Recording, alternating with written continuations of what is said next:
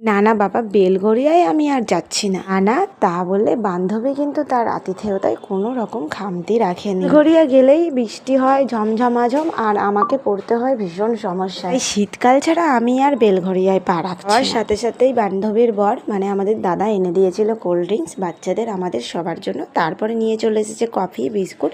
আর এই বাচ্চাটা পুরো অর্পিতার মতো, মনে হচ্ছে ওর একটা ছোট বাচ্চা হয়েছে, কিন্তু বাচ্চাটা অর্পিতার কাছে থাকতেই চায়নি, পালিয়ে গেছে। আর ওদের ঠাকুর মন্দিরটা দেখো এত সুন্দর, কিন্তু আমরা দেরি করিনি, 8:30 নাগাদই বসে পড়েছিলাম খেতে।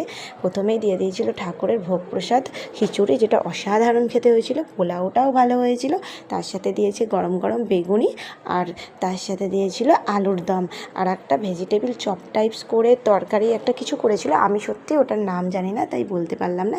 শেষ পাতে ছিল চাটনি, পাঁপড় আর পায়েস, যেটা আমি আর কাব্য কেউই খাই না। এদের তো রেডি বাড়ি ফিরবো বলে, কিন্তু প্রায় 1 ঘন্টা ধরে মুষলধারে বৃষ্টি হয়ে যাচ্ছে, বেরোতে পারছি না, অপেক্ষা করছি। আর বাচ্চাদের তো এই সুযোগ, যতক্ষণ নিজেদের মধ্যে সময় কাটাতে পারে, মজা করতে পারে। আর এখানে এরা সবাই মিলে দেখছে ডোরে, আমরা দেখছি ঘড়ি আর বাইরে বৃষ্টি। কি করব বলো, ফিরতে হবে বেশ অনেকটাই বেলঘরিয়া থেকে সোদপুরে নেমে আমাকে টোটো আর পিতাকে অটো। 1 হাঁটু জলের ওপর দিয়ে কোনো রকমে হেঁটে এসে একটা টোটো পেয়েছিলাম, ভাগ্য নিয়ে আমাদের পৌঁছেছিলেন স্টেশন অবধি। বান্ধবীর ডাকে গিয়ে ভালো লেগেছিল বেশ অনেকখানি, তাই এটুকু কষ্ট কিচ্ছু না, তাই না? আজ আসি, টাটা।